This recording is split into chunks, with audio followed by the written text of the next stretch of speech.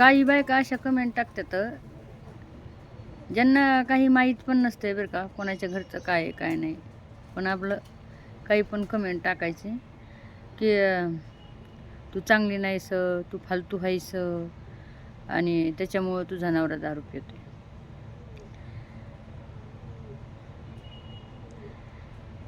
म्हणजे आता अशा जे बायका जर अशा कमेंट टाकल्या असल्या ठीक आहे बाबा, माणसं टाकते तर कसं आहे माहिती आहे का, पुरुष त्यांना म्हणजे काय बोलावं काय नाही, एखाद्या माणसाला नाही समजत आहे, असते बिनडोक. पण बायका तर जाणून घेऊ शकतात ना. पण सगळ्यात मोठी दुश्मन या जमान्यामध्ये बाईची बाईच असते, आहे की नाही बरं भावांनो बहिणो. दारू प्यायची सवय नव्हती माझ्या नवऱ्याला, तुम्हाला एक गोष्ट सांगायची. आणि हो, मी काय तर मी तुम्हाला पहिल्यापासून सांगितलेलं आहे, मी घालते कपडे जसे माझ्या मनाला वाटले, जसं मला राहायचं मी तसे राहते.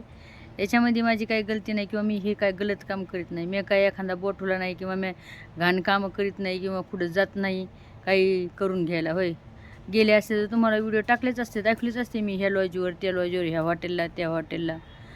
माझं गाव आंबड आहे आणि आंबडपासून जालना 24 ते 25 किलोमीटर आहे.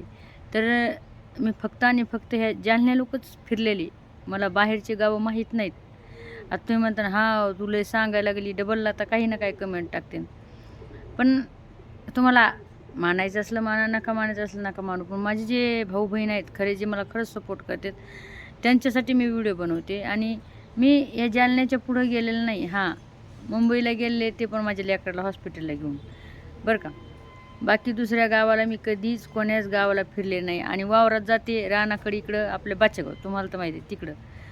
बाकी मी कधीही कोण्या गावाला फिरले नाही आणि काही नाही. पण काही लोक अशा वकट्या अशा कमेंट टाकतात बाई, काय सांगावं तुम्हाला. म्हणजे मी म्हणते, माणुसकी नावाची यांच्यामध्ये काही चीज आहे का नाही. यांच्या घरी पण तुम्ही लोकाला एवढ्या घाण कमेंट टाकतात, तर तुमच्या घरी पण एक दिवस हे होणार. तुमच्या घरी पण काय ना काहीतरी होणार. आणि तेव्हा तुम्हाला समजेल की एखादा जर माणूस व्यक्त करते त्या व्यक्तीच्या मनातलं दुःख, तर तुम्हाला नाही ऐकून घ्यायचं, नका ऐकून घेऊ, वर ढकलून दे व्हिडिओ. कशाला विनाकारण यायचे आणि घाण कमेंट टाकून जायचे. होय भावना. तर सांगायची गोष्ट आहे की माझा नवरा पहिले दारू पित नव्हता. माझा नवरा नगरपालिकेमध्ये कामाला आहे आणि पाणी सोडायला होते पहिलं. पण नंतर ते इकडं कचरा भरायला आली.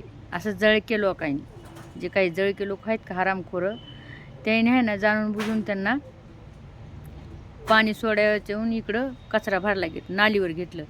नाली पण काढली त्यांनी, कचरा पण उचलला.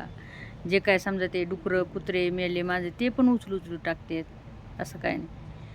तर अशी वाईट वागत्या मित्रासोबत हिंडू पुन्हा मग जीवनामध्ये अशा काही घडलेल्या गोष्टी की समजा त्यांना आईवडील नाहीत, आईवडील लहानपणीच वारली. माझे लेकरं पण 2 वारलेली. त्याचं काहीतरी असं डिप्रेशन हे नवऱ्याच्या मनामध्ये. मी पण म्हणते की जीवनामध्ये आता मला पण तेवढं दुःख आहे ना. होय सांगा, बाई काय दारू पिऊ शकते का सांगा. बाई नाही दारू पित. कोणी पित असं नाही, हाय सोसायटीचं पेरत असं काय नाही की बाई दारू नाही पिती.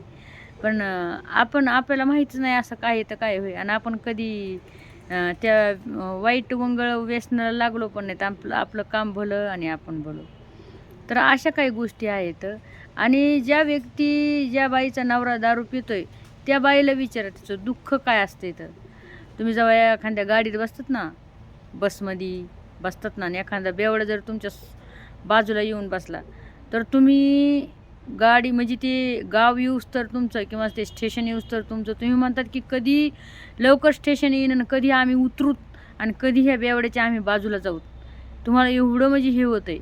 मग एक विचार करा भावना बहिणो, जी लेडीज तिचा नवरा दारू पितोय ती कशी जीवन काढीत असन, तर ते तिला माहिती आहे. तिचं जीवन लय म्हणजे लय नरक असते, नरकाशिवाय कमीच नाही. मी म्हणते नरकामध्ये सुद्धा व्यतना कमी असत्यान, पण त्या एवढ्या जीवनामध्ये एवढ्या व्यतना असतात लय. तुम्हाला एक गोष्ट सांगते, दारू पिणाऱ्या माणसाला काही समजत नसते. त्याला ना लेकराचं करिअर असते, ना त्याला घर बांधायचं, ना त्याला काही नाही काही नसते. ते आपला येतोय मस्तपैकी दिवस आणि रात दारूमध्ये पडतो.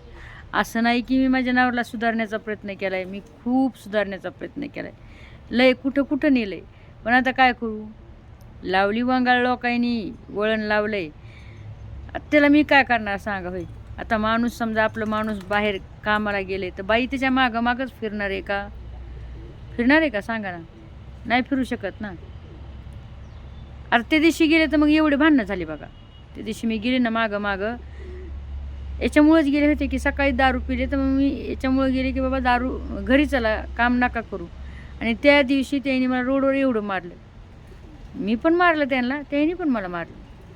तर अशा काही गोष्टी असतात.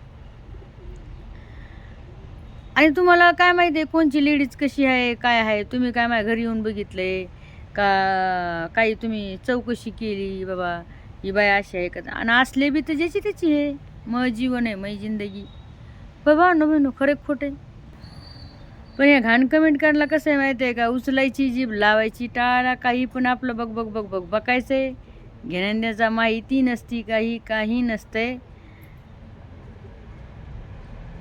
लोक हे जगामध्ये खूप वाईट आहेत बाबा, लय वाईट, बेकार. जे लोक घाण घाण कमेंट करतात का त्यांना अजून पण एक बार सांगणार की तुमच्या घरात पण तसंच होणार बरं का. जे घाण घाण कमेंट टाकतात ना एखाद्याला, एवढ्या वकट्या कमेंट टाकतात ना, तर तुमच्या घरात पण तेच घडणार. आणि मग तुम्हाला कळणार की काय होते आणि काय नाही. होय, खरे खोटे भावना बहिणी. अशा काही गोष्टी तर माणूस वेगळ्या याच्यामध्ये असते. आणि हे उठलं सुटलं काही पण, तू फालतू आहेस आणि तू अशी आहेस आणि धंदा करतेस, काय म्हणावान काय नाही. अरे धंदा करीत असले ह्या बायकायला विचारायची म्हणजे.